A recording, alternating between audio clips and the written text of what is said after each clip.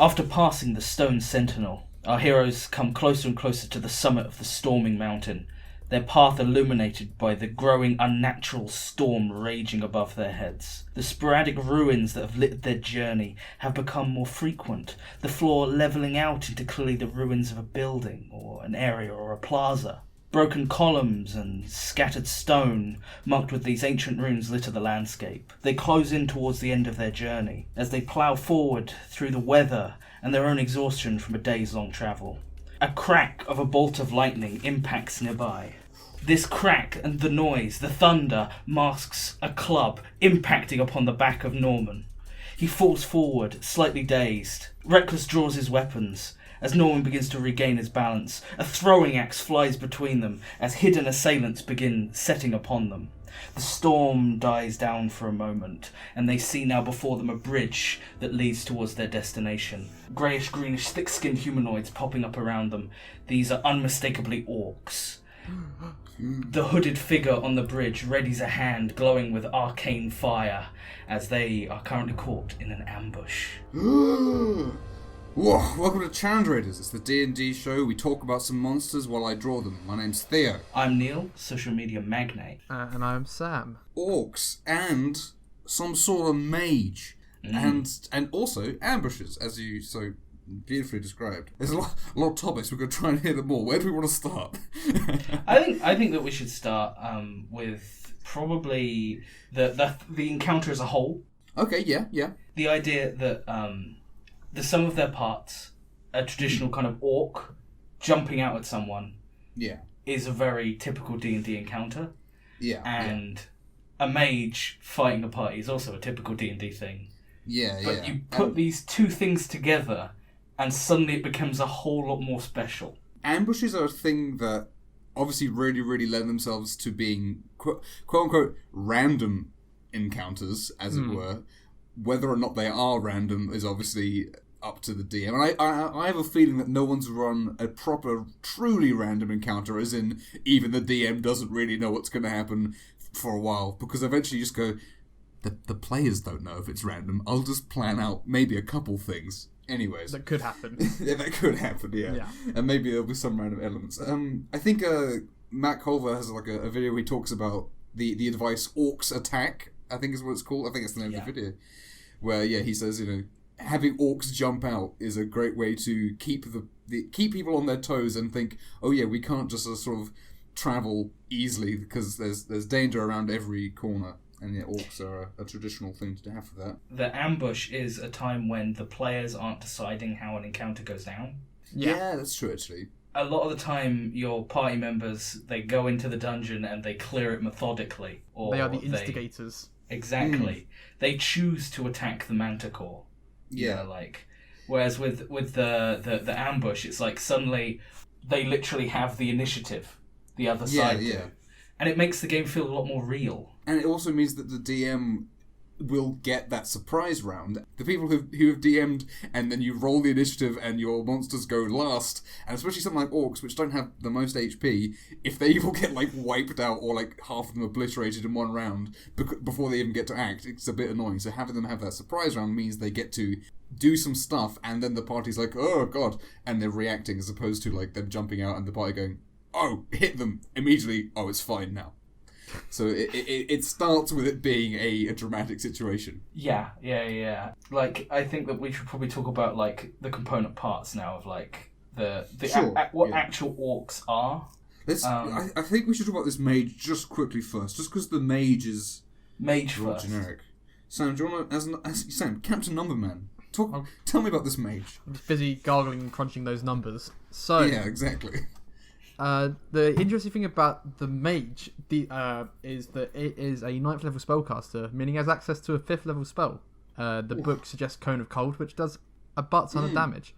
Stat-wise, they are very intelligent. They're fairly dexterous. Apart from that, they're kind of like a normal human, because obviously they're wizards. Wizards aren't usually super physically adept or very charismatic.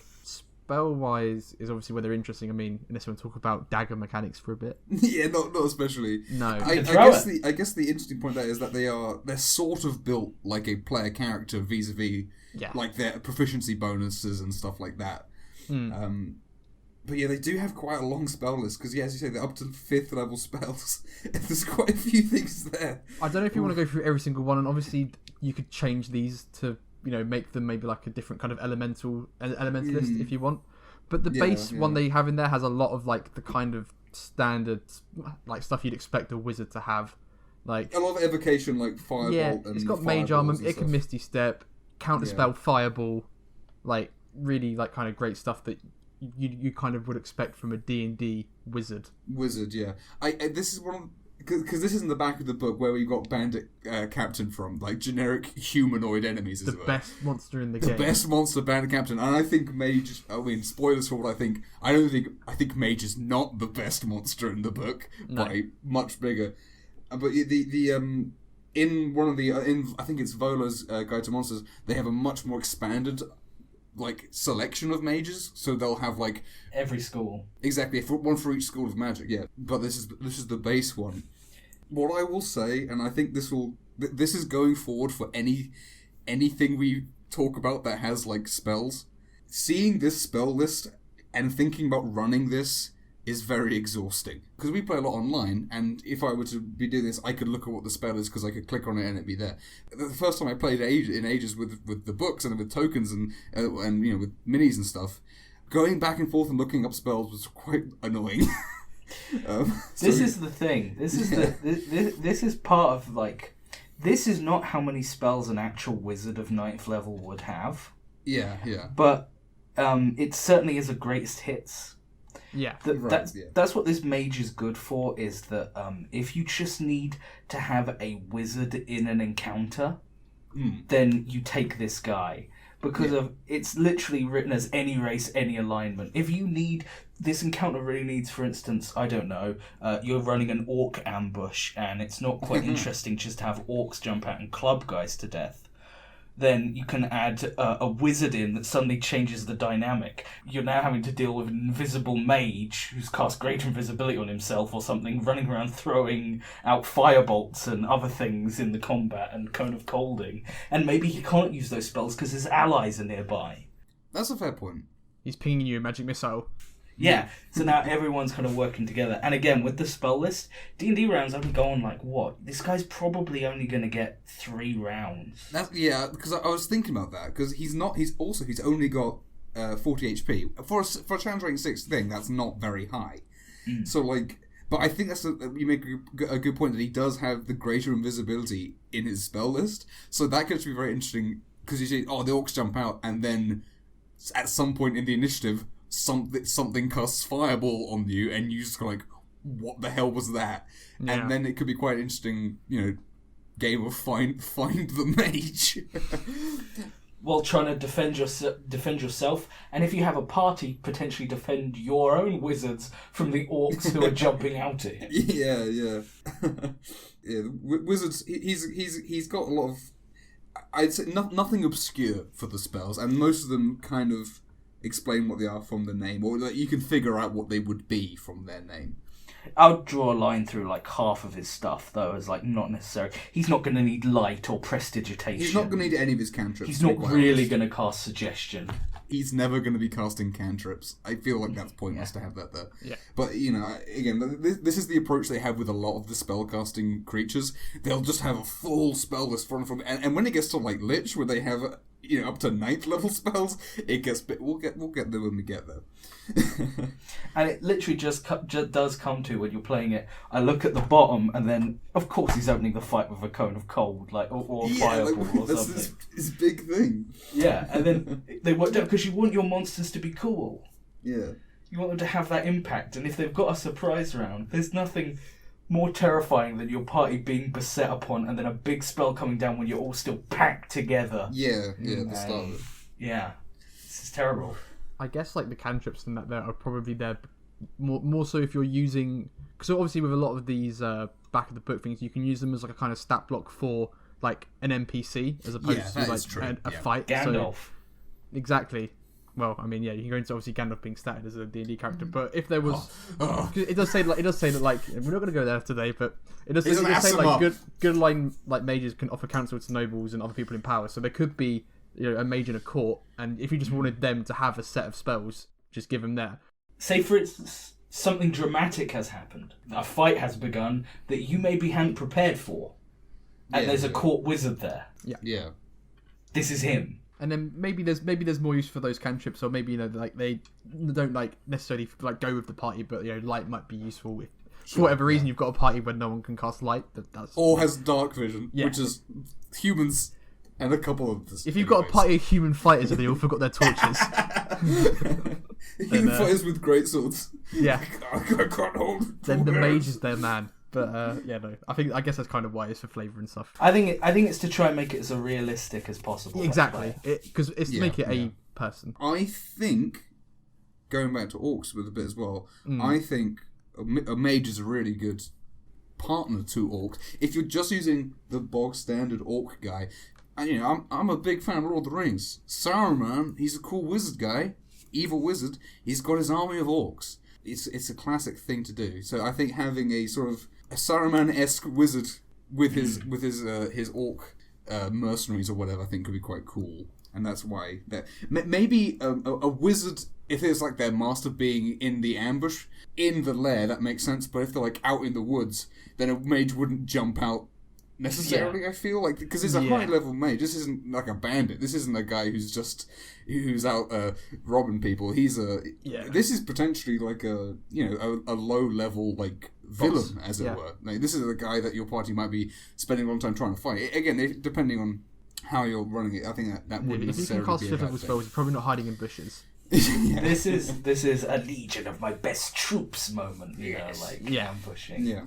And again, in the situation that in the meta plot of this season, Norman and Reckless Abaddon have essentially been storming this bastion of this whatever's going on here. So this guy he's sent out his orcs and he's here to back them up. So shall we talk about orcs for a bit? Yeah. Much like we were talking about reaching into a book to grab mage. Yeah. Outside of like reaching into the book to grab goblin, if you don't want to do a goblin, if you want to do the strong enemy guy, there's nothing quite like an orc in the book or fiction in general.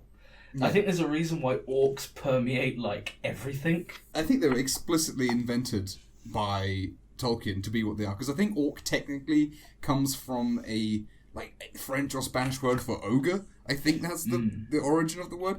So the idea of orcs as being basically, and again in Tolkien, orcs are kind of synonymous with goblins, but they're implied to be kind of bigger and maybe a bit more organised. We could talk for a long time about how do you like your orcs vis-a-vis not just visual style, but also going into like society and stuff. And the D&D orcs do have a lot of society lore, which we're not going to go into, I don't think, because all their variants have a lot of their lore in. But we're talking about basic orc. Sam, do you want to talk about any explicit numbers stuff? Anything that jump out at you? Sure. The basic orc is very strong and quite stupid. that is my number crunching for you on that. It has 16 strength, 7 intelligence, which is fairly poor. 7's actually like on par, as in low, along with a lot of other like really quite stupid things in terms of like you're not getting too far away from like things. Smart beasts. Yeah, exactly. Like it's which would be like a 5 or a 6. Yeah. A lot of the time. Obviously, apart from that, they usually have a big axe and they can throw javelins. They are fairly standard. They have hide armor, not high AC, not a lot of hit points. Their only challenge rating a half. So they are meant to be used as minions, like explicitly. Yes.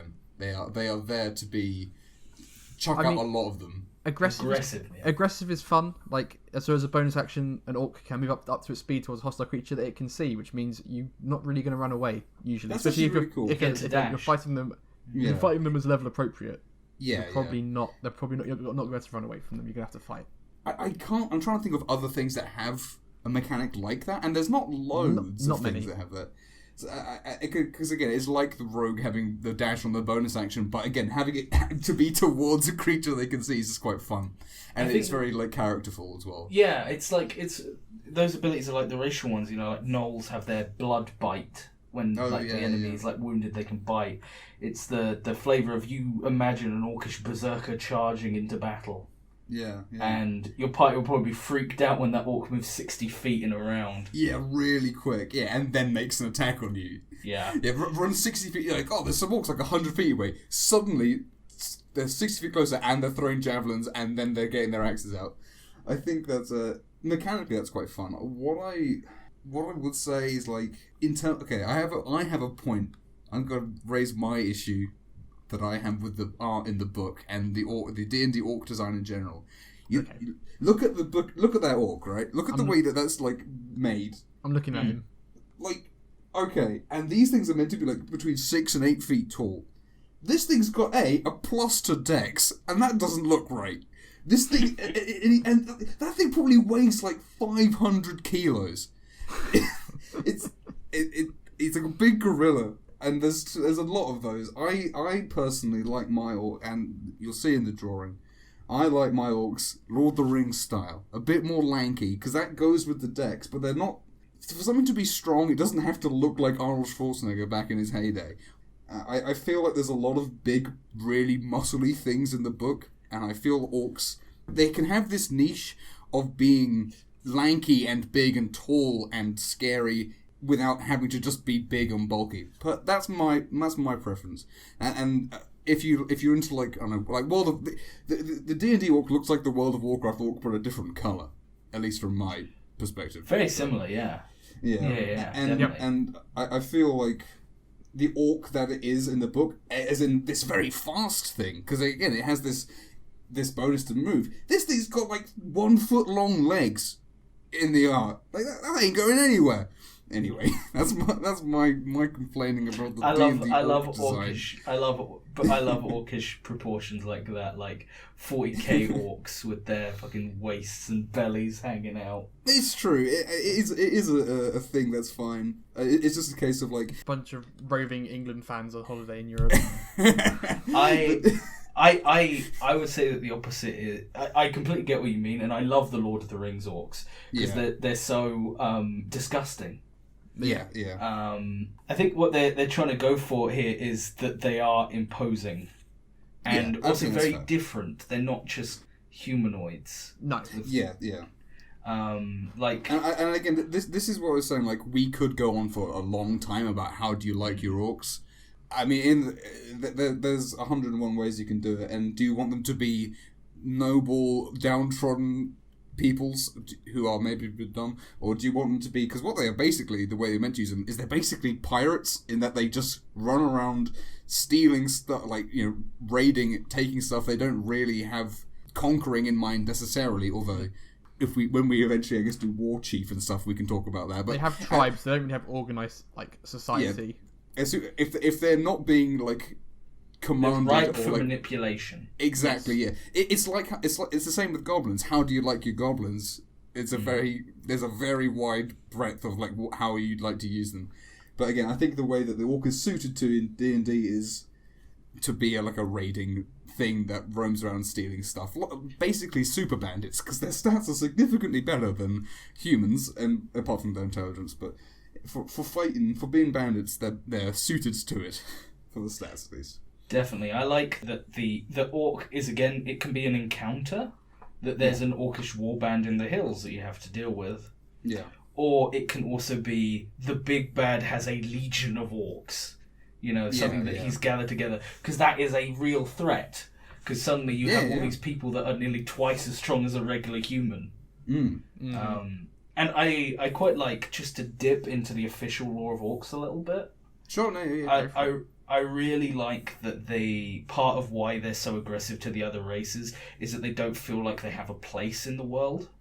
Right. Their origin story is that all the other good land was taken by the other gods.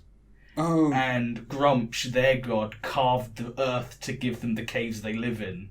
That's cool. Right from the start, their kind of religion ingrains that everyone else has taken from us, so now we take from them. Yeah. Okay, that is fun. And again, like when we do go into some of the other orcs, like they go really hard into like their lore for like the various versions, which is neat, and it's pretty interesting. There's a lot of scope between like orcs, little tribes raiding. That's how you'd use them as a random encounter, and then there's they're organized. Something's organizing them. This is very bad. And Someone's giving them armor. Someone's giving them also. That's actually a fair point, because again, their armor is hide armor, which is rubbish. They only got 13 AC. Yep. As soon as you give them, a shield that's 15, these guys are suddenly getting a lot tougher. And then you give them, I don't know, leather armor. But it's little changes like that like could be interesting. And I was actually thinking, like, other than the dash, they're not very interesting gameplay wise. And I thought, what if they had a thing where, like, they start with a shield, but then when you get to half health, they, like, throw it down and start two-handing an axe. That's that awesome. could be interesting. But then there's nothing to stop you doing that as a DM anyway, so it doesn't necessarily have to be in the book. A lot of Orc does, again, this is the base Orc.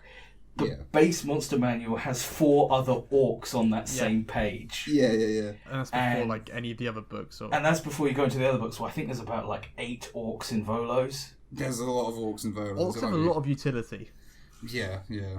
I think they work really well as minions to something that would be manipulating, like a mage, like maybe a lich, or anything manipulative and evil. I think would be very good.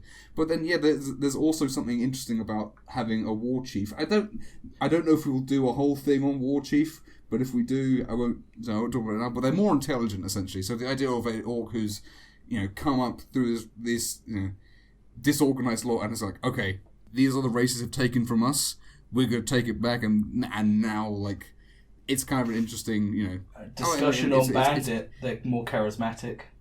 Yeah. Well, exactly. Yeah, exactly. Yeah, the Bandit. The Orc War Chief is like a Bandit captain, but better. As in, like, he has a higher challenge rating. Yeah, exactly. He's more powerful. Anyways, but yeah, Orcs is. I think there's a good reason that they're a classic thing. But I will say, like, it is Orc. He does just hit you and throw a javelin at you. Talking on variations of Orc, though, because we're talking about that. Another one came up this series, the Etin. That's true. Yes. Yep. So once you, to bring it kind of full circle with our first point about encounters. Yeah. Uninteresting to start with, but he has so many things that can make him interesting with his allies, or what is manipulating him. And I don't feel that you can get that same kind of feeling with a lot of other races without suspending some players' kind of disbelief on things. Sure. Like, I'm going to say, like, an army of kobolds with like, an ogre doesn't have the same feeling as a group of orcs with an Etin. Yeah. No. Or a group of orcs led by a wizard, because in our heads we all seen Saruman and the Uruk-hai. Yeah, like... And there's nothing saying your mage couldn't, because again, it's any race, there's nothing saying you couldn't have a mage who is the orc race. That could be cool. Gul'dan. Yeah, that's the one, Gul'dan. And that could be kind of cool. I think we've been giving, orcs a bit of a bad rap. I think we should talk about how they're the least racist people. Are they? Yeah, because they welcome ogres, trolls, half-orcs, you know what, that's or true. into their ranks. They don't care about racial purity at all. This Etin, he's got 2 heads, it's like, It's fine. They'll take him along. He's strong. Yeah, they're great. That's actually one of the cool things that I love reading about the player's handbook, is that half-orcs often come to lead tribes of orcs. I was just thinking about that as well. Yeah. Because of they're strong but also smart. There probably aren't many other kind of societies where you could see that happening. Yeah, like you can imagine, because I kind of assumed that half-orcs would be like an outcast. An outcast, or like lower ranks, like this guy is half human, but like it is cool that they will. It's a meritocracy, I guess, isn't it? If they can beat the chief, then they'll be in charge. Exactly. That kind of leads into why they're more, again, like obviously there's the whole like linking it to like Tolkien and stuff, but that kind of, that's why they're a better idea to have as an army than like kobolds, because they it's such a basic idea of like respecting power. It's a big part of what they do, and like that just makes a lot more sense that they like curtail to that. And yeah, it's something that like people who are into fantasy will understand. An army of orcs. I think an army of kobolds or a big swarm of kobolds is something that's weirder. It doesn't and make more sense specific about what kobolds, because kobolds are cowards. Yeah, they're cowardly, and like it's like even just an army of goblins or something like. Yeah. Orcs is precious. I think that the closer comparison would be army of gnolls. Yeah, but again, like Like I like gnolls, but They're not an army though. but that's the thing. They're kind of similar in that they form big packs and want to kill things. Yeah. But Yeah. like I don't think that that's anywhere near as like it seems weird but usable as a large swarm of orcs. The thing is, gnolls for one thing. If you're using the lore, or at least like some of it, gnolls are like devil things, and there's a lot more to unpack there. Whereas orcs are a material plane race that is just a downtrodden, annoyed race who are violent and angry. They are, as in, you know, that's the base thing, which of course means that as soon as you have an orc who's not, that's the exception, and that's what makes him interesting. Having an interesting friendly orc, or at least not so violent orc. Yeah, I played the orc playable character from Volos, which has -2 intelligence. Yes, he does. Which is great because I had 7 intelligence as well. Oh right. And it's very fun. I played a former gladiator who was nice, yeah. raised in a human town as a gladiator, and he earned his freedom. That's cool. And this is kind of all he knows. So he's trying to fit in, and kind of all the preconceptions that came with it, and it was very fun. I liked it. I really like orc as a player race. Although, if we're going to start talking about the statistics, why is half orc so much better? I mean, anyway, It's because humans are overpowered. humans OP, yeah, sort of thing. Anyhow, Anyway, Human variation. are there any other weird, I guess, out of the all the interesting or rather different stuff you do with orcs comes when you start really changing up how do you like your orcs. Yeah. So there's not many ways to use them as they are in the book beyond having them be, you know, basically super bandits. if we're using them as the book says, then yeah. Yeah. I mean, you get get down to the Warcraft lines. They're aliens from another dimension who invade the world. You know. Yeah. I'm not going to be using the orc that's in the book, but that's not what I'm using to do that because That's it doesn't true. work for it. So in terms of the actual book orc, I don't think his number on his own is very high. no, that's what I mean. Because as soon as it's like zombie. How the zombie modifier is really good when it's attached to something that will make it interesting, or if you're using it in the right circumstance. But on its own, it's not very interesting. And again, I think the mage that's in the book, I don't think it's that good either. But by putting it with something like orcs, I think this makes it much, much better than it would be on its own. I would like to, as we list orc, to say that we call this orc warrior. Yes. That's fair enough. I think to me, I mean, the comparison's already been made, but the orc kind of sits in a similar way to how we rated the bandit compared to the bandit captain. In that, exactly. It's really useful. It's not very interesting as a stat block. It is real the boring. War Chief looks a lot more interesting, and you can do a lot more of it because it'd be an actual character that you interact with. Yeah. A standard orc is going to be something that you kill in a couple of hits in a fight, really. Yeah. Getting a bit into numbers, I think that orcs in general would probably be 14.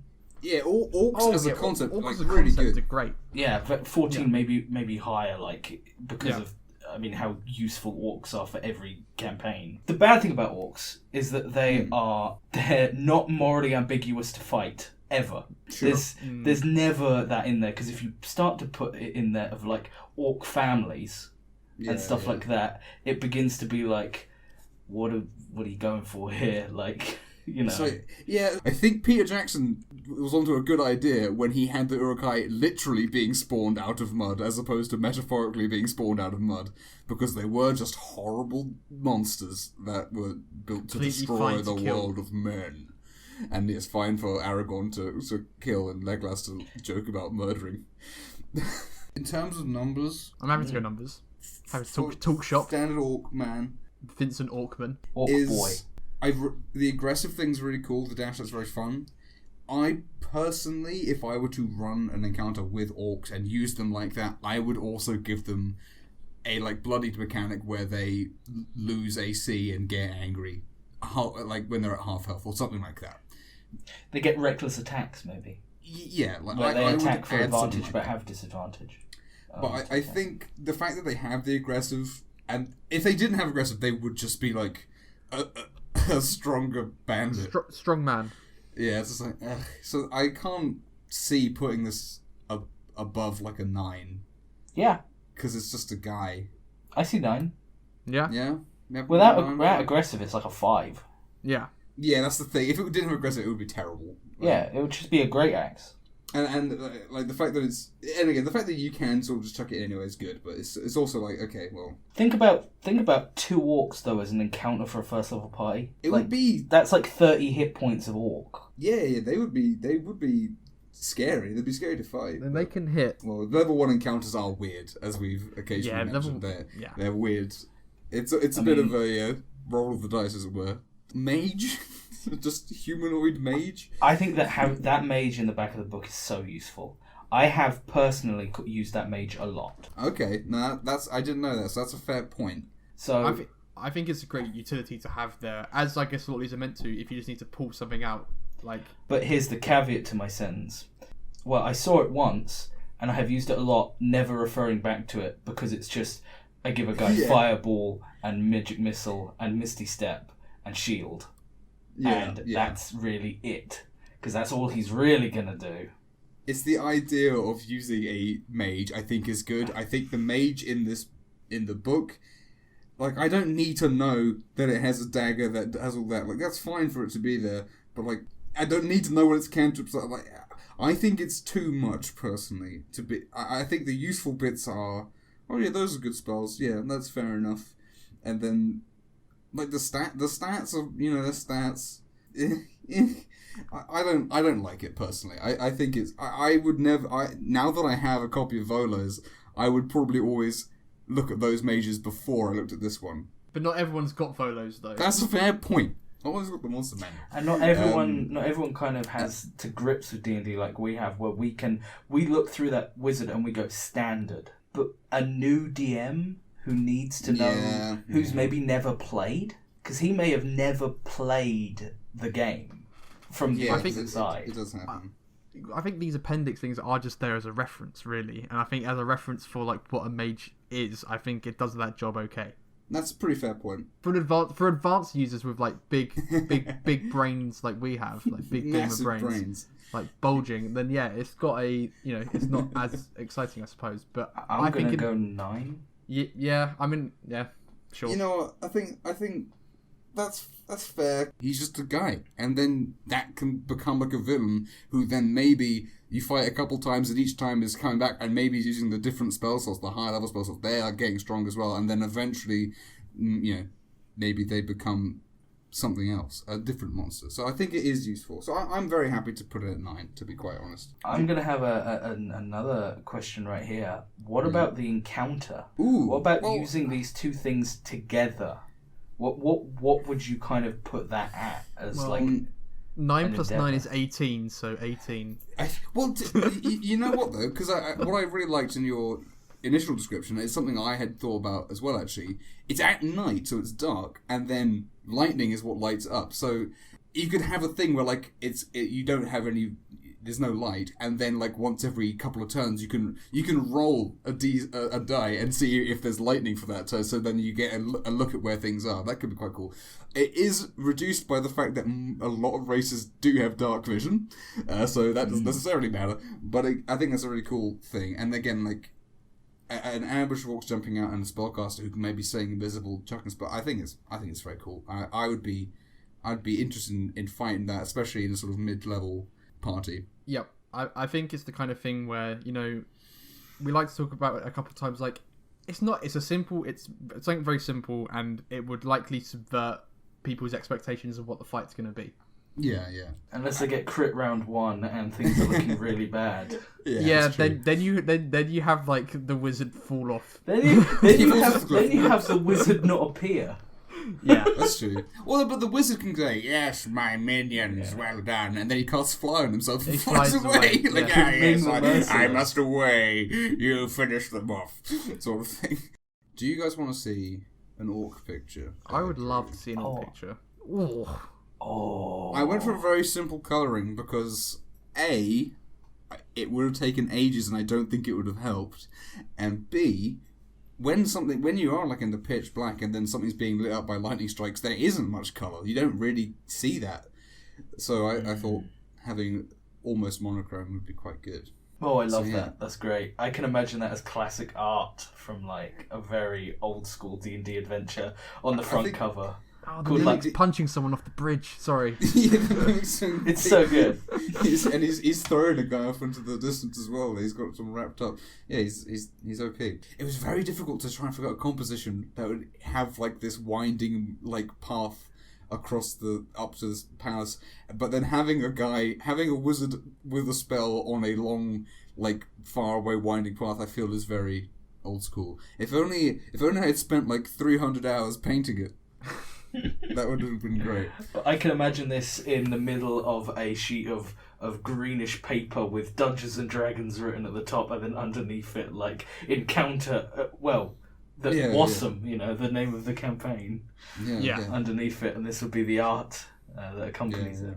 So clearly, what's going on here? Rek'Sai Ban and Norman are fighting their way, and I think these orc mercenaries and this wizard is barking orders at them in probably in Orcish or even in Giant, because I think in previous editions some orcs could speak Giant. There's some crossover there. I'm not really sure what the current status. You of can easily give it to them. Yeah, exactly. They don't speak it in fifth though, so it's not legit, Theo. Gross. Not canon. Not canon.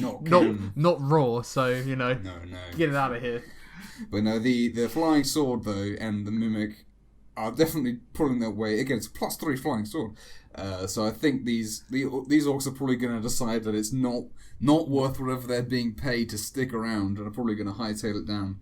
And Rek'Sai Ban and Norman are going to chase this wizard into the palace on top of this mountain and see what's inside next time, in terms of the story. Rapidly coming to some sort of peak, as it were. It's in a crescendo. Beautiful. But these are my orcs. This is orcs in my mind. They're big still, but they're lanky. They look like they might have 12 decks, at least in my opinion. I like them. I like to give orcs horns. Little Darth Maul horns. That's fun.